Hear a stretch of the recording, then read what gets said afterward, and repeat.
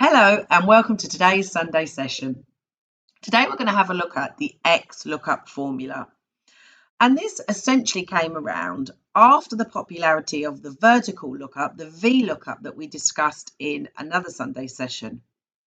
There are some limiting factors to VLOOKUPs, and essentially some of those are that once you've specified your starting cell, you can only look at information to the right-hand side. So if my starting cell was the regional manager, in a VLOOKUP, I could only look at these cells. I couldn't ask it to find me anything to the left-hand side, and that's limiting. I also have to count how many columns over I want to look on a VLOOKUP. So I say I want you to extract the third column or the fourth column. So of course you have to work out what column is which. And if you have lots of columns of data, let's say hundreds of columns of data, that could be a bit laborious. So Microsoft brought out XLOOKUP, and it really is a fabulous little formula. What I've got here is a drop-down list of all the sales numbers, and we looked at how to create these in previous sessions. I now want it to bring me back the region. So let's look at a basic XLOOKUP to start with. So we simply type out our formula, and it's giving me the hints here. And if I want to, I could press the function button and it would give me a little bit more information to help me and assist me write the formula. But it's really simple, so we're going to just do it first of all ourselves. So the lookup value, what do you want me to look up?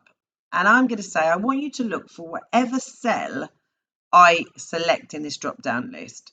And it now says, where will I find this cell? And I say, well, you're going to find that cell somewhere in that range on column A. And it says, fabulous. Once I've found that cell, what cell do you want me to return you? And on this occasion, we're looking for the region. So I'm going to say, I want you to find me the corresponding cell in column B.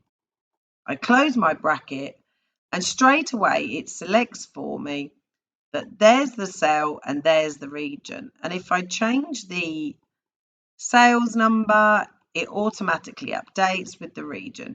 So that's a basic XLOOKUP, absolutely fabulous, and it can go left and right. There is another really helpful feature on XLOOKUP, which makes it even more powerful than the VLOOKUP that we've already discussed. And that's the next range that you can add. And the next part of the formula is actually, what do you want me to do if I can't find the number that you're looking for, if I've got an error? And so essentially, in order to build that, you would need to have an if-error formula at the beginning of your XLOOKUP if we only did it like this. However, they've built that functionality into XLOOKUP for us. So in this example, you would list your regional manager, and then we're going to look for the region that they're in.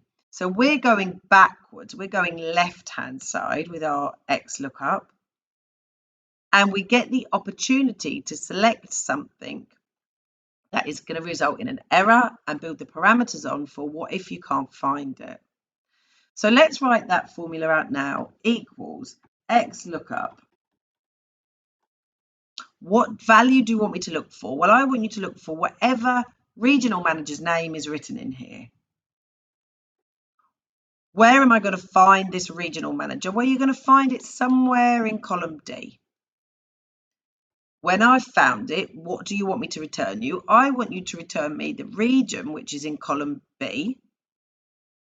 Now, the next part is, what do you want me to do if I don't find it? And so if we don't want it to find it, we can, if it doesn't find it, we can put anything in a bracket here. We could say not found. We could say space, 0, dash, error. You can type anything in, but on this occasion, I'm going to put regional manager not found. It could say error, please check your data input.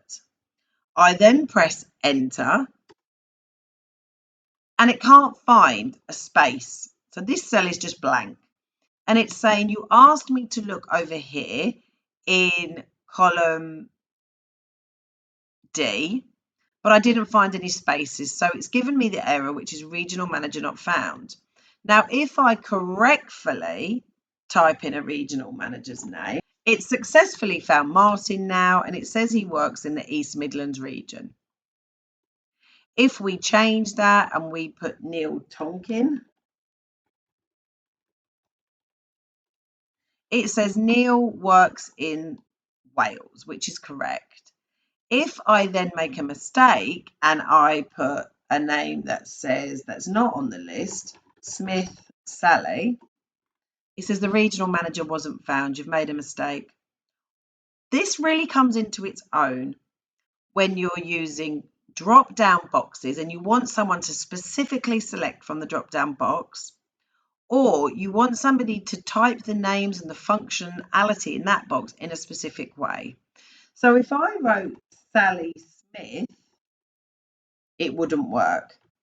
If I wrote Sally Space Smith, it wouldn't work, because the way that our characters are built, they have to have commas.